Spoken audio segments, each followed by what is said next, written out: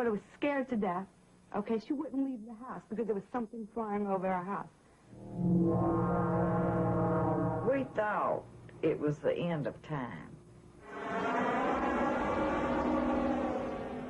When I regained consciousness, I was on board of this, apparently on board this spacecraft, and I encountered two different types of beings.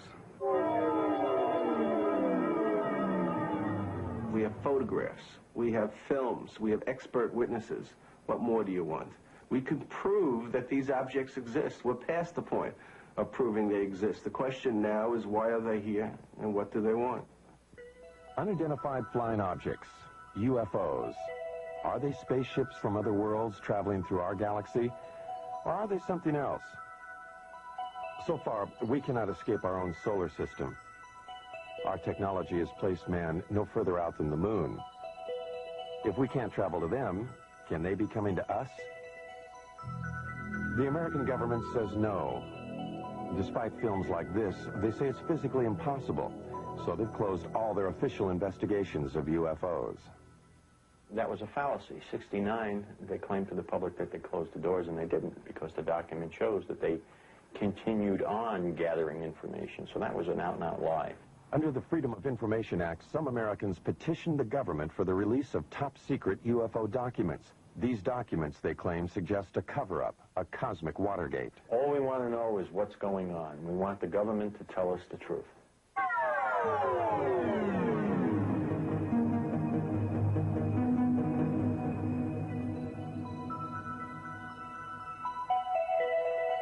The truth, some believe, is that a higher intelligence from a planet far beyond our galaxy has mastered a technology that makes it possible for them to do things we can only dream of. They believe that these beings are penetrating the galactic mist that shrouds and protects our planet.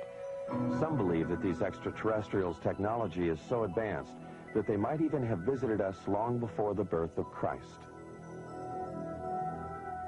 Are there secret messages carved in the stones of the pyramids of Egypt? Messages that tell us of the mysterious voyages of ancient astronauts? On the pyramids of Egypt and Mexico and in primitive cave drawings all over the world, there are carvings and images that many describe as being of intergalactic travelers dressed in spacesuits and helmets.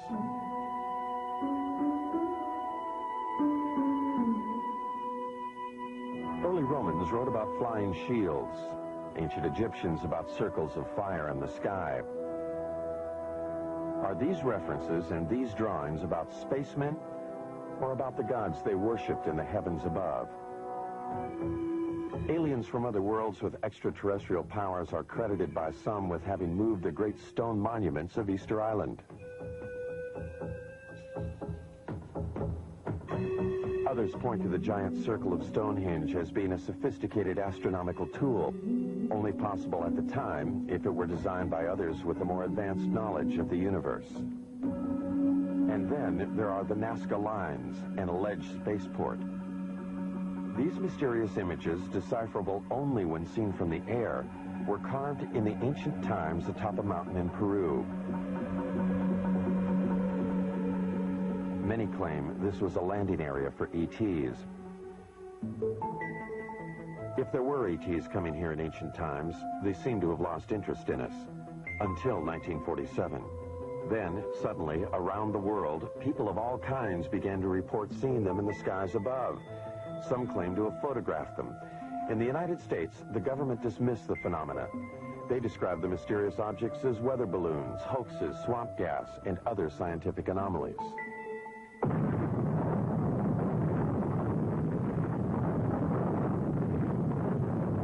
World War II had just ended.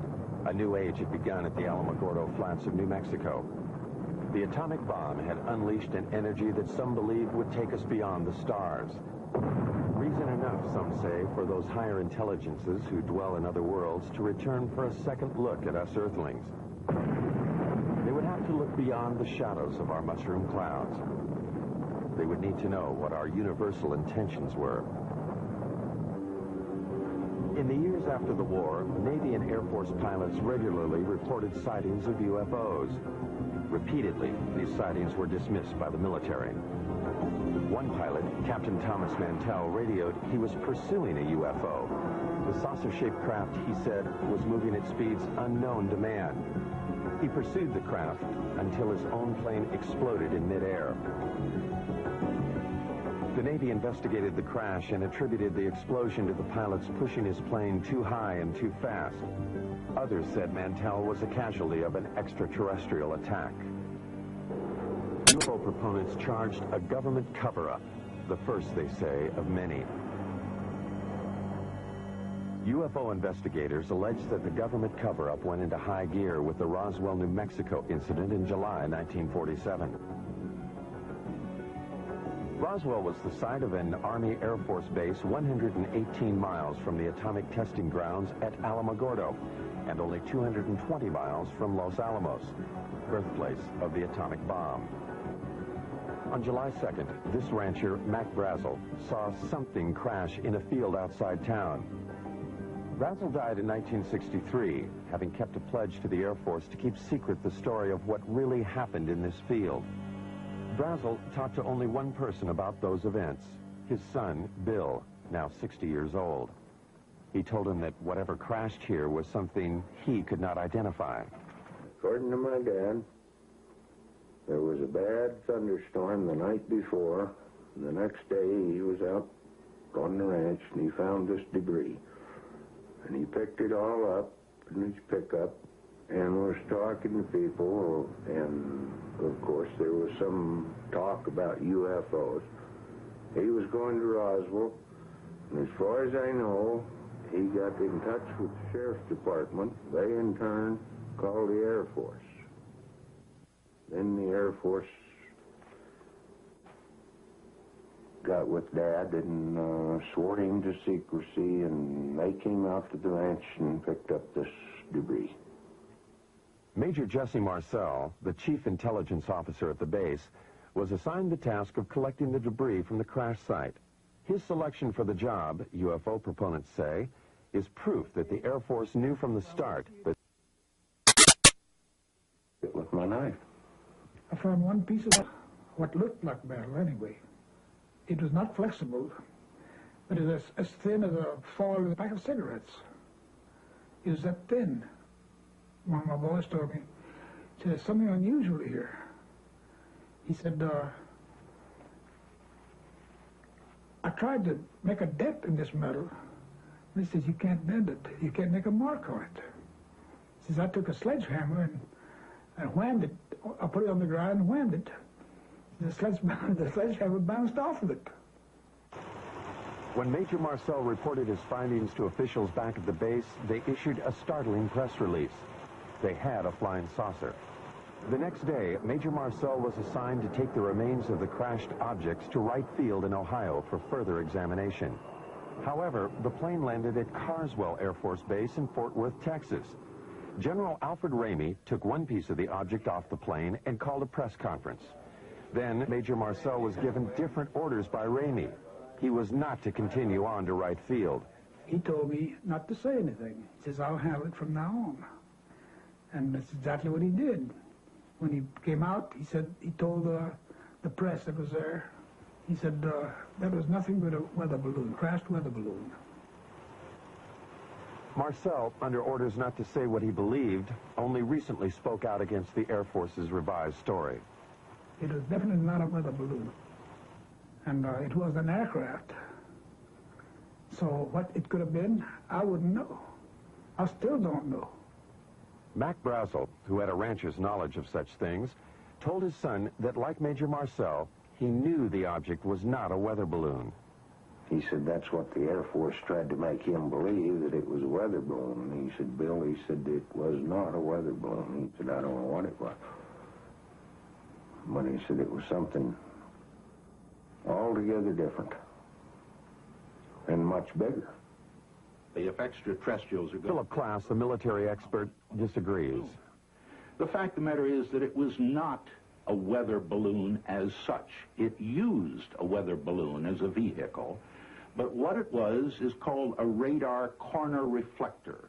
It's an object that is roughly hexagonal so that it can be tracked by radar, and no matter what angle this hexagonal thing is pointing, it always returns a strong radar echo. So the object was not a weather balloon as such, but it used a weather balloon to hoist it. If the object were only a weather balloon, UFO proponents say, then why did the Air Force pledge Mac Brazel to secrecy? And why did the Air Force pursue his son in the months that followed? Only 22 years old at the time, Bill could not help but be intrigued by his dad's discovery of the strange materials in this field. He searched for and found some remnants of the crashed object. And I was talking about it. I went into Corona, and I was sitting there in a beer joint, and of course, my friends was asking me if I'd found any more or anything like this, and I said, well, I picked up a few scraps, about a cigar box full, and somebody, I don't know, must have informed the Air Force, because first thing I know, I have visitors, and they say they'd like to have this material. And they didn't tell me they'd confiscate it. They just said, well, like we're going to have it one way or the other, you know. What Bill and his father found was taken to what is now called Wright-Patterson Air Force Base. Some believe, however, that much more was taken there. What they say is the actual shell of a spacecraft. This spacecraft, they allege, was struck by lightning, causing pieces of it to fall away into Mac Brazel's field. The craft itself, they say, crashed 78 miles away. The story has it that the spacecraft and the bodies of its alien crew members were then taken to Wright Field and stored in Hangar 18. Myth or fact? The Air Force denies the existence of craft or ET bodies. Nothing has surfaced in the Freedom of Information Act released top-secret government documents. Nothing to support what some claim is this actual photo of an ET's arm. The Air Force also denies the existence of Hangar 18 itself. Senator Barry Goldwater has written that he has tried to gain access to the legendary building. In letters to UFO proponents, Goldwater enigmatically says that he has given up trying to solve the mystery. Not because he's satisfied with what he hears, but because it's just impossible to get anything on it. Nuclear physicist Stanton Friedman, however, believes the evidence is there. There's just no question at all in my mind that a saucer did crash, that bodies were found by the government, that the saucer itself was picked up by the government and carted off for study. The tremendous potential for gaining new technology from a thing is just enormous, and no government would be foolish enough to put it on display instead of carting it off to the laboratory. Look, it's one of these situations of where if I were a freelance writer or I'd like to make a story, I would love this story. It's great. It would make good copy. But unfortunately, or fortunately, I happen to be a scientist, and I have, you might say, the Hippocratic oath of a scientist. I will not say something is so until I'm very certain in my own mind that it is. So as far as the creatures are concerned, I honestly don't know. Dr. Hynek, a noted astronomer from Harvard and Northwestern universities, has been a persistent investigator of UFO cases. In 1952, he was asked by the Air Force to join Project Blue Book, their UFO investigation unit. 17 years later, he joined Air Force Secretary Harold Brown at a press conference to announce the team's conclusions.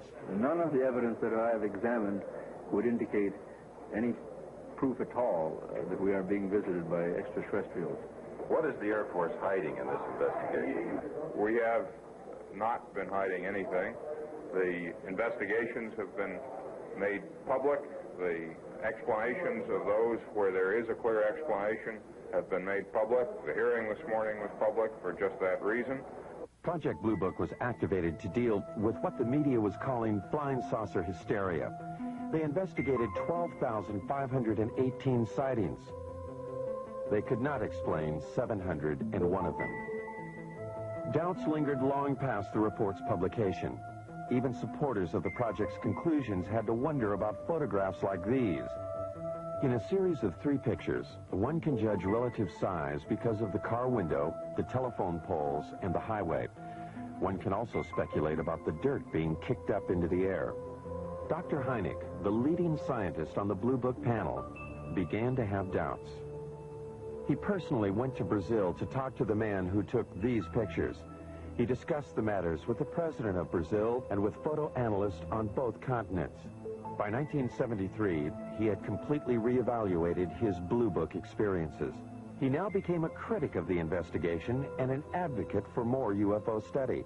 I was there at Blue Book, and I know the job they had.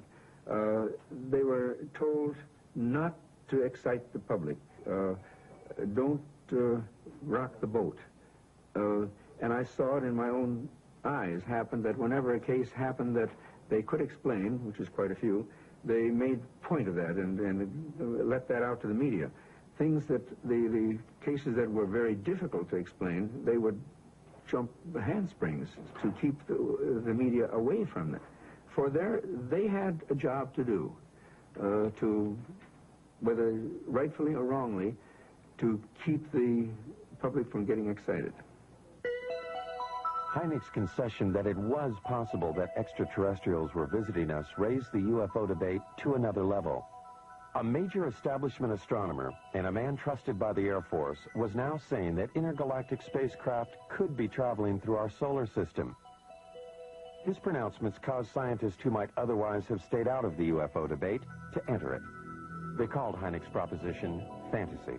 But if we just think of our own galaxy, you know, it's 100,000 light years across. That means to travel from one side of that galaxy to another side, to the other extreme edge, would take you 100,000 years if you traveled at the speed of light. Now, there's very good evidence that nothing travels faster than the speed of light. I mean, it seems to be the ultimate speed limit in the universe. If, however, aliens know something we don't, suppose they are able to transform space and time or manipulate space and time in some way, or travel in other dimensions, then all things are possible. As man has entered the space age, the concept that all things are possible has indeed become part of a new way of thinking. Some of the men who investigated Blue Book were born before the Wright brothers flew at Kitty Hawk. They conducted their investigation before man flew faster than the speed of sound. Even the men who flew our space missions concede unusual experiences that they cannot explain. Astronauts like James McDivitt on Gemini 4 and Ed White have reported seeing unidentified flying objects in space. Pete Conrad on Gemini 11 in 1966 is another of the 11 astronauts who have seen UFOs on NASA space flights. Some of these objects the astronauts saw were photographed.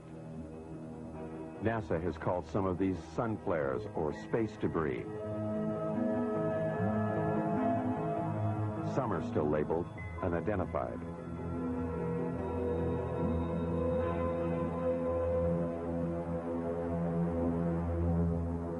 Astronaut Gordon Cooper was so impressed with an unidentified flying object he saw that he wrote about it to a special United Nations commission studying the phenomena. He wrote, "I believe these extraterrestrial vehicles and their crews are visiting this planet from other planets, which obviously are a lot more technically advanced than we are here on Earth." Recently, Cooper reversed himself. He does not now believe that what he saw was an extraterrestrial spacecraft. Another of the original Mercury 7 astronauts, however, has not changed his mind about what he saw on a test pilot flight in 1952. Deke Slayton. As I closed on this thing, well, it looked like a weather balloon, and that's what I presumed it was. And I had plenty of gas and time, so I decided I'd just come back around and make a pass on it. And I got around where I should have been coming back on this thing. All of a sudden, it didn't look like a balloon anymore. It looked like a saucer sitting on edge, about a 45-degree angle. I didn't have any gun camera film on board, unfortunately, or I'd have shot some pictures of it. And about that time, I guess whatever it was, for whatever reason, just took off climbing at about a 45-degree angle and just accelerated and disappeared. And I obviously couldn't follow it with an old piston engine fighter. So I turned around and went home. Some UFO observers, however, have had camera and film on hand at the critical moment. This footage was shot from a helicopter off Catalina Island in 1966. Some say this is a single-wing aircraft. This film was shot by the coach of the Great Falls, Montana minor league baseball team in 1950.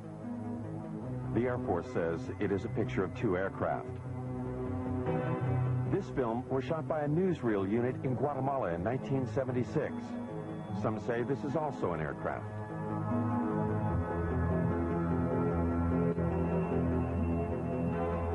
This film was taken by a Navy cameraman on vacation in Tremonton, Utah in 1952. The Air Force speculates that these are seagulls. Dr. Hynek disputes the Air Force's explanation of these films. This, plus his feelings about the eyewitnesses, helped change his mind.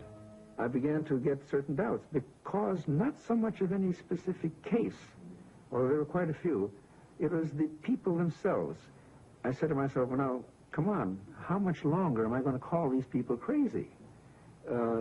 And when I changed my glasses, you might say, a little bit, and took a view that maybe these people aren't crazy, and began to realize what sort of people they were, the people who would be accepted in any court of law as a witness, let's say, good, solid people, I said to myself, well, the time has come to maybe change my attitude. It was Hynek who coined the expressions close encounters of the first, second, and third kinds. A close encounter of the first kind is one that centers upon a visual sighting. Hynek investigated first-kind encounters in 1983 in New York State. Local residents and commuters just 40 miles from New York City had been reporting sightings of an unusual object in the night skies for over a year and a half. Sightings were reported on at least 50 separate nights during the 18-month period. Over 9,000 eyewitnesses, lawyers, teachers, CPAs, advertising executives, nurses, and factory workers reported seeing the unidentified phenomena.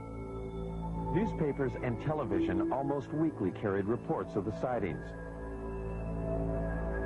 From different places throughout the area, eyewitnesses all reported seeing the same thing.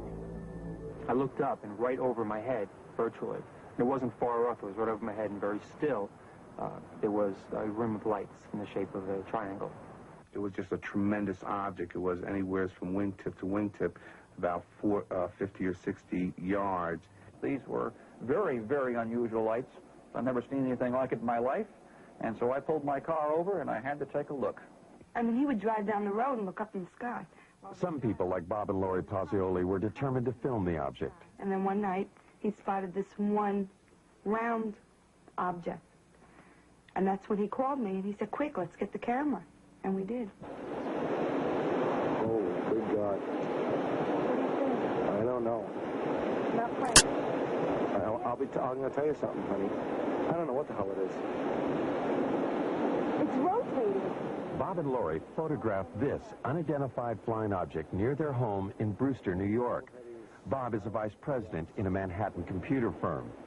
Some of their friends and Lori's parents thought they were crazy, despite this photographic evidence. Yeah, it's turning very, very slowly. 9,000 odd people have seen this thing, or whatever it is, and they all just can't be crazy. Bob and Lori have 2 children. They are concerned about what they saw in the sky. They also wonder why the government hasn't investigated the event. Their concern is shared by David Scarpino, an accountant who works in New York City. Scarpino, a family man, has publicly called for a government investigation. He and others, like Bill Healy, a meteorologist at the county airport, made this demand at a town meeting. Public furor has been led by County Clerk Dennis Sant. Sant feels that a government investigation is indicated by the fact that eyewitnesses have all reported seeing the same thing.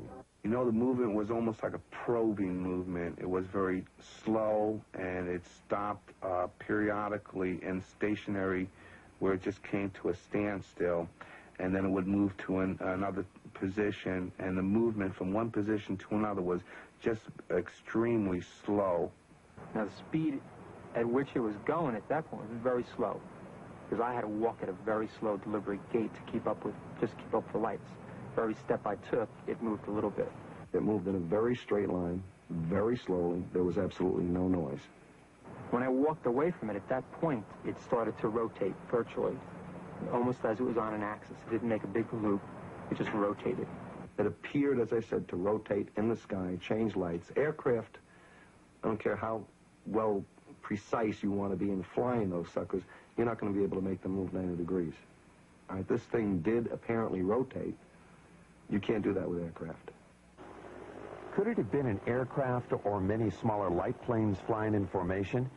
The media attention given the sightings prompted 6 pilots at a local airport to try to prove that it could be just that. Amused by the idea of UFOs, the pilots planned and flew at least 18 daring nighttime missions, flying in formation, sometimes without lights.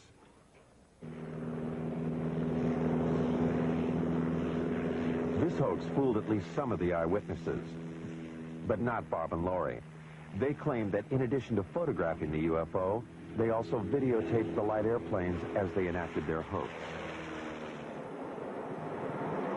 There are 6, and the lead one has his 3 lights on. Everybody else only has 2. Did you hear the engines? Some UFO investigators agree that many of the reported sightings were probably of the hoax. But some eyewitnesses, they say, were clearly able to differentiate between the hoax and the unidentified object. As it was coming over, there was a star in the sky, and as the lead light went under that star, right behind it, you could still see the star, which meant it was not a solid object. And as it was going overhead, you did hear engines. All right, now, what kind of aircraft engines, I don't know, but you did hear aircraft engine noise. Engine noise, different lights, and different flying movements, UFO proponents say, clearly make the airplanes IFOs, identified flying objects. But this object, or objects, remains unidentified for many. Some eyewitnesses refuse to accept the possibility that these are also the lights of the airplanes. I know what it wasn't. It wasn't an ultralight. It wasn't a blimp. It wasn't gas. No one's tried to tell me what it was, but I know what it wasn't. Investigators have subjected the videotape images of the hoax and the unidentified lights to various computer analyses. By digitalization of the images, they hope to be able to determine if the area between the lights of the UFO was solid, indicating one craft. The airplanes, they hope, would show night sky in the center of the lights. Physicist Al Hibbs. Pictures like this, night sky, a few lights, taken with a television camera that was perhaps being moved, not deliberately, but accidentally while it was taking the picture. There's really nothing you can say about these things. In one case, a very good explanation is offered, and I see no reason to disbelieve it. In the other case, there's no explanation. I certainly can't offer one. I would love it if UFOs, if some UFOs were extraterrestrial objects being piloted by extraterrestrial beings. I think that'd be the most marvelous discovery of the history of man. And I'd love to have that be true. So I'm not going to say that objects, foreign objects, artifacts made by intelligent creatures in the solar system, I'm not going to say that's preposterous.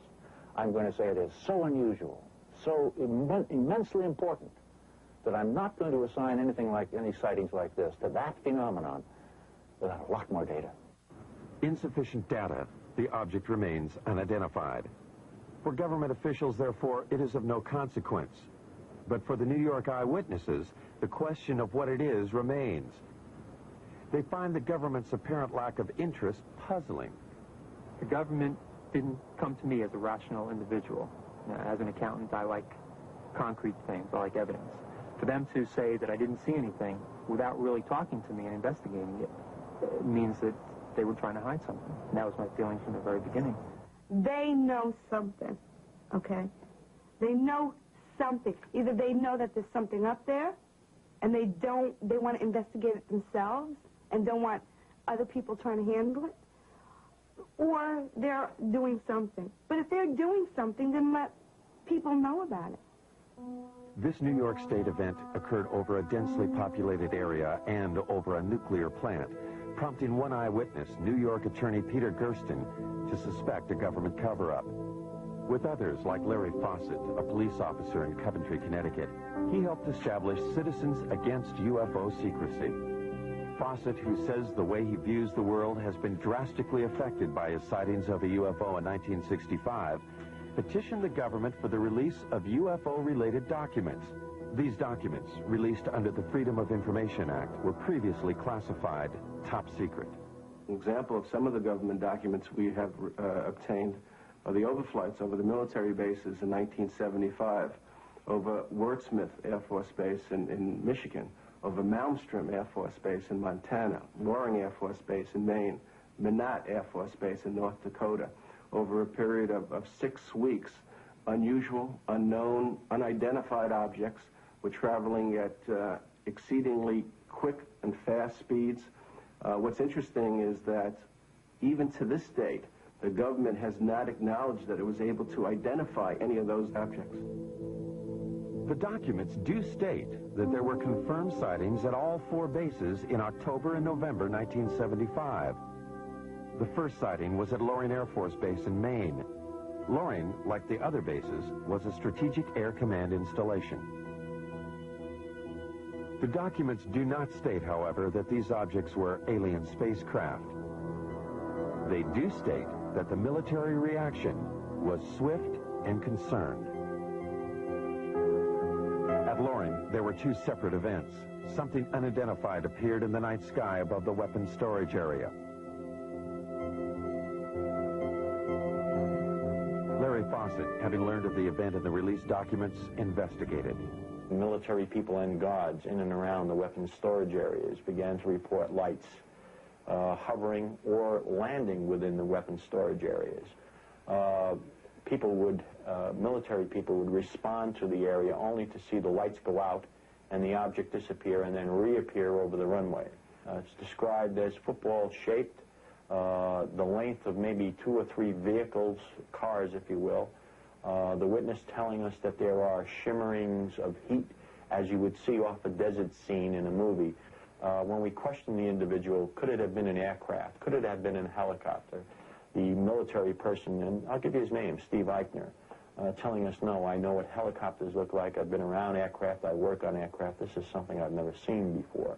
The official records, which I quote in my book, indicate that on the first night, it certainly was a helicopter. It was described as a helicopter. Now, if the officers on the base, experienced pilots, if they don't know a helicopter, and we have to depend on some GI who's not a pilot, who comes forward not at the time, but years later, he claims to have been there and claims it was not a helicopter. Again, let's go on the official records.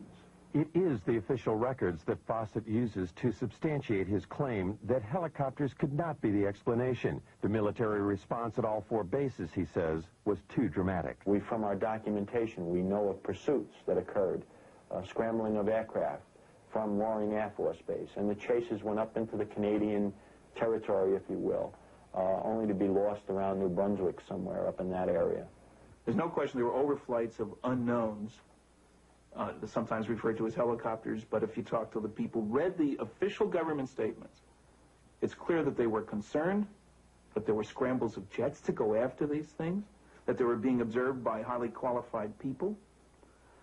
We were lied to, flat out, about those cases. And as a matter of fact, some of the documents we eventually got clearly indicated that there were instructions to local base commanders.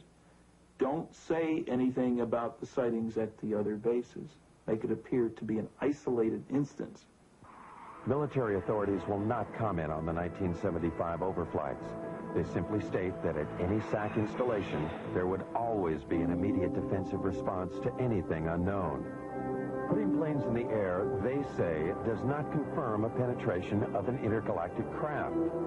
Citizens Against UFO Secrecy, however, refer to other documents they've gotten released by the Pentagon to prove their claims. In May of 1985, we've gotten a document that was classified top secret in 1948, and about a month after its release to the other agencies, its distribution, it was ordered, recalled, and destroyed, each and every copy. One copy was kept, and it has remained top secret, classified top secret for the last, 40 years almost. And in the document, the government acknowledges back in 1948 the existence and reality of the objects. The official military position about any document issued before the Project Blue Book investigation is that Blue Book later explained them. This includes a startling document written by a Canadian. Wilbert Smith stated flat out in his top secret memo, and I think it was declassified by mistake, frankly, that this is the most classified subject in the United States, even more so than the H-bomb, and that flat out, flying saucers exist. This is the opinion of one man, a Canadian officer, in 1947.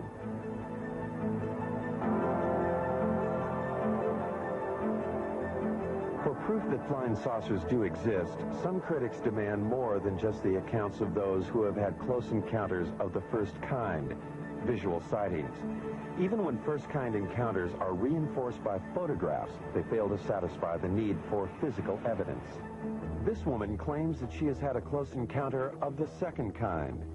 A second-kind encounter is defined by its having physical evidence.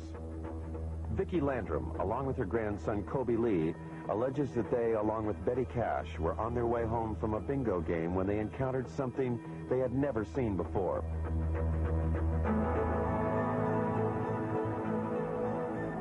The alleged event took place on December 28, 1980. Vicki and Colby were driving in Betty's car on Highway 1485, 30 miles from the Houston airport and only 37 miles from NASA's American Space Headquarters.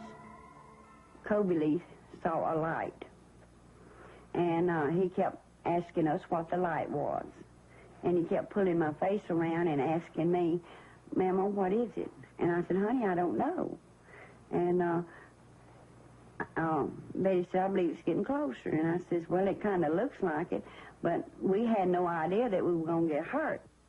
I would say within an instant or so, all of us noticed it because it lit up the entire sky. There was no way you could have missed it. It looked like the woods were being set on fire. And inside the car, it was so hot till my handprint is yet on the dashboard of Betty's car. They got out on their side of the car. I stepped out on mine. I stood behind the car door for just a second or so, and I walked toward the front of the automobile. I stood there for just a short time, I don't know how long, trying to see what I could figure this object out to be. It was diamond-shaped. It didn't mean it was sharp up here and sharp down here. It was kind of round, and the fire come out the bottom of it. But here was this huge object and flames shooting from it. And they weren't just small flames. They were gushing from it. And Kobe was hanging on to me. And he was trying to get, he started pulling away from me, and I pushed him back in the car, and I got inside the car and put my arm around him and hugged him up real close to me. We thought it was the end of time. I says, Kobe, don't be afraid. I said, if you see a man, it'll be Jesus. And I said, he will come to carry us to a better place.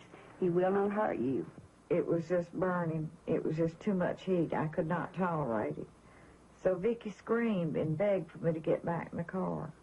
Well, I did, but I had to use the end of my leather jacket in order to open my car door to get back in. That's just how hot it was. And when the object lifted and slowly moved over to the right of us, her and Kobe saw some helicopters. There were so many of them, it sounded like a tornado. And we counted 23. I counted 22, really. But Kobe said, there's one more. And I said, yeah, baby, that makes 23.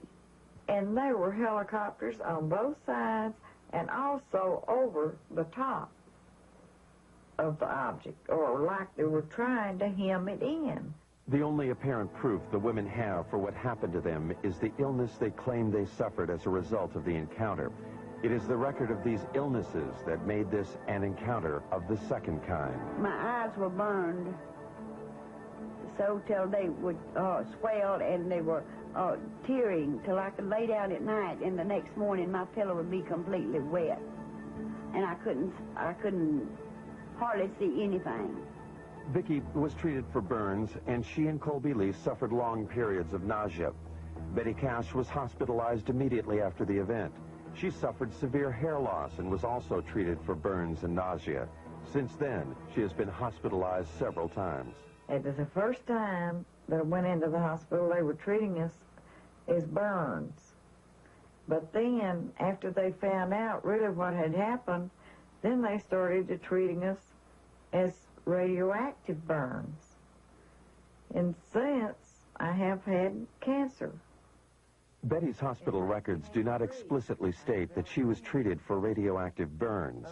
They do state, however, that she exhibited the symptoms similar to someone who might have been exposed to a radioactive element. Betty further maintains that she had no cancer history previous to the alleged encounter. Her records do confirm, however, that she does now have the disease. No, I'm not well, by no means. I wish, I pray, that I could be. With the help of Peter Gersten, the New York attorney for Citizens Against UFO Secrecy, the two women have sued the government to find out what it was they encountered that night. Was it a UFO, or an American weapon gone awry, or something else? I believe the story is a hoax. There is absolutely no evidence. The women's story is supported only by the claim of Betty Cash that she had serious health problems after the alleged incident. From my review of the Cash Landrum case, I would say that there's no question that an event took place, that those people were near something that was emitting radiation. I don't think it was an alien spacecraft, frankly. I think it was a nuclear-powered aircraft. That's why all the helicopters... It's standard practice if there's a classified system around. There are guys ready to go there to keep somebody else from getting that should it crash. The facts are that the U.S.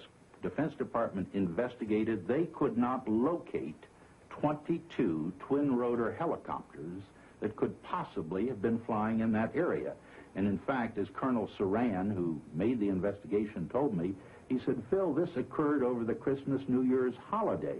He said, you couldn't get that many helicopters. You couldn't get a military operation into the air over the Christmas-New Year's holiday unless the nation was at war. The object was there. It existed. There's no question about that. What's interesting is that for the first time, the government has suggested that it wasn't theirs, that it was possibly a true UFO. And nowhere has the government ever admitted, other than this basic document that we've gotten from 1948, that UFOs exist. I love this country and for all it stands for, but I wish they would tell us the truth. If extraterrestrials are coming here, what do they want? Are they coming here just to observe us, or are they making actual contact with some of us? Contact with an alien is what Dr. Hynek calls, and what Steven Spielberg has celebrated in the movies, as a close encounter of the third kind. Charlie Hickson says he's had such an encounter. These things, evidently, they're coming from another world somewhere. I don't know what message they have for us or what they intend to help us, but certainly they're not going to harm us because they didn't harm me. Charlie Hickson's alleged abduction aboard a UFO in 1973 followed the story of Betty and Barney Hill's abduction in Exeter, New Hampshire in 1961. A most recent claim of a close encounter of the third kind occurred not in the backwaters of Mississippi, but in the heart of New York City. Rosemary Osnato. Suddenly I hesitated, or I couldn't seem to put the key in the door. And I just turned around and wanted to go up to the roof. And this seemed rather odd because you just don't do that in New York. You don't go up on the roof at 1 o'clock in the morning. It's just not something you do. And yet I was doing it. And there seemed to be a very bright light that was shining in the hallway. And I thought this was moonlight at first, you know, and apparently it wasn't moonlight because when I got up there, there was a very bright light up on the roof. And then it went out for a few seconds. And then it came back on again. And I was just lifted, physically lifted, in that beam of light. When I got into the craft, I was led by a group of, I guess, more than one, group of grayish-skinned, small men or women, I don't know what they were, but large eyes, thin, frail, and they communicated telepathically. 19-year-old Travis Walton of Snowflake, Arizona, claims he encountered similar aliens in 1975. Walton was, in his words, zapped by a blue light when the spaceship appeared when he was working in the forest. When I regained consciousness, I was on board of this, apparently on board this spacecraft, and I encountered two different types of beings. The first type of creature I saw was about 5 feet tall. They were very white-looking. Their skin was very pale, and they didn't have any hair on their heads, and they had enormous eyes. There was a type of being there that, you know, anyone else would consider to be looked very human-like. Walton was found on a roadside 5 days after he disappeared from the forest. He could, however, recall only what seemed like an hour of time passed. Time, he claims, he spent aboard an alien spacecraft. Now 29, he reflects on that experience.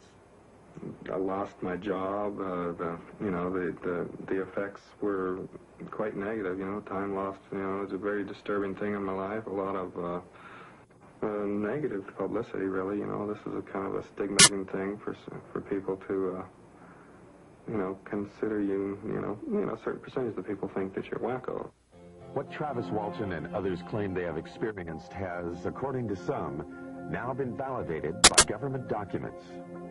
About to join the literature of third-kind encounters is the startling tale of an alleged landing of a spacecraft outside an American Air Force base in Rendlesham, England. The American military admits they are still withholding 6 documents. In the Bentwaters case, we have an eyewitness, which is rare.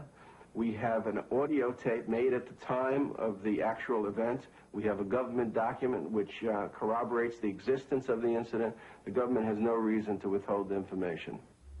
The UFO is said to have crashed in the Rendlesham Forest in an area 2 miles from the American military installation. Released Air Force documents confirm that military personnel were dispatched to the site on the first night. They reported seeing the lights of the mysterious craft. On the second night, after Geiger counter readings indicated increased radioactivity in the area where it seems something could have landed, the commanding officer of the base, Colonel Charles Halt, along with several officers and enlisted men, also reported seeing the UFO. Halt wrote this document reporting the sighting. It clearly indicated the presence of a strange glowing light that illuminated the entire forest. It tells of pulsating red and blue lights and of the objects disappearing.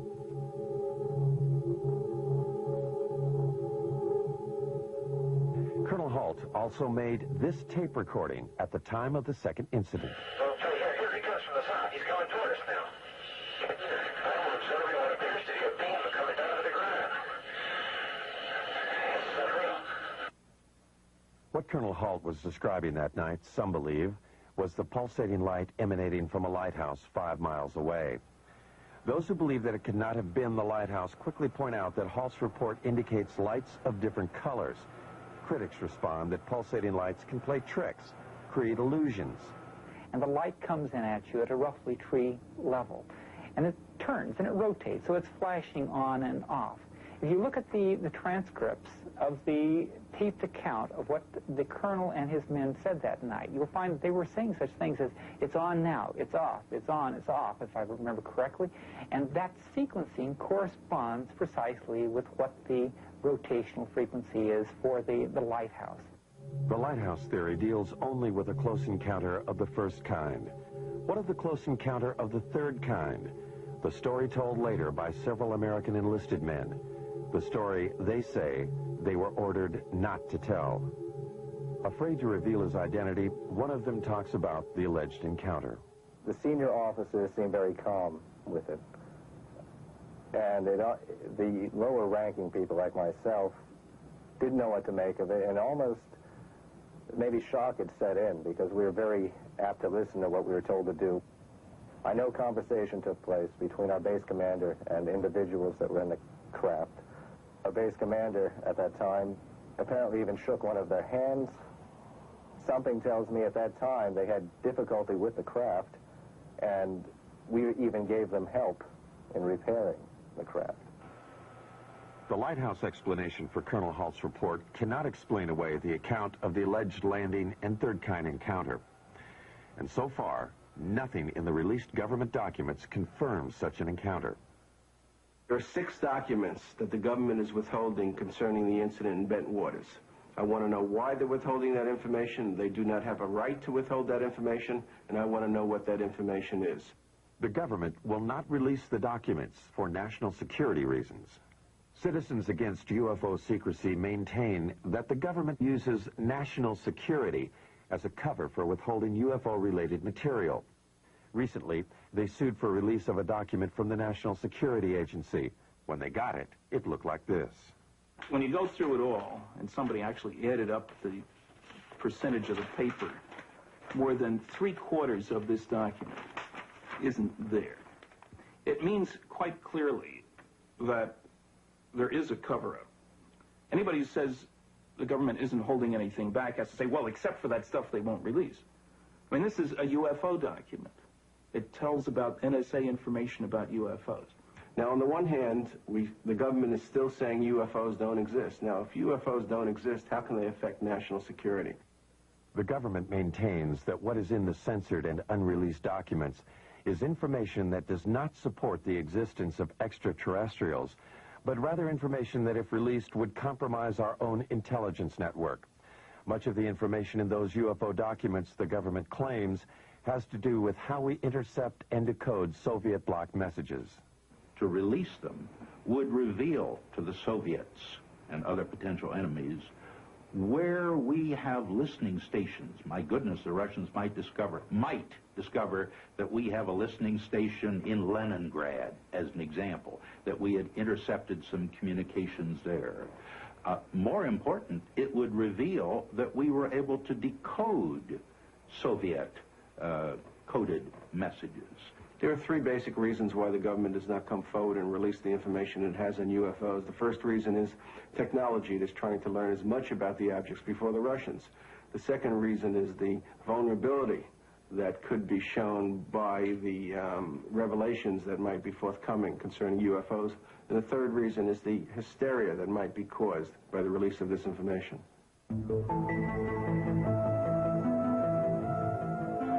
Are these spaceships from other worlds? Are we being visited by intergalactic aliens with a technology and civilization that dwarfs ours? Most scientists say no, they are not, because they cannot. UFO proponents say they are, that our myopia prevents us from seeing life elsewhere as being different from ours. I think one should also point out, as Arthur C. Clarke has said, that when we look for life elsewhere, we should not look only for life as we know, but life as we don't know. And he went so far as to say we should even look for life as we can't understand it. We are now only beginning to free ourselves from the gravity that binds us to our own planet. A new generation of Americans, those born in the space age, demand new answers to old questions. More receptive to the possibilities, they want to know, are we being visited by intergalactic travelers? They have joined their voices to others asking, what's going on? Is there a government cover-up? Do the unreleased documents contain evidence that proves that UFOs over our nuclear plants and air bases are actually from other worlds, or are they from earthly neighbors? Most scientists agree that there is life in the universe, but that it cannot travel here. They hope only to communicate with that life with giant radio telescopes. These scientists believe that what is being hidden in the government documents is probably not secrets of other worlds, but the secrets of an earthbound Cold War. Either way, we want to know what's going on.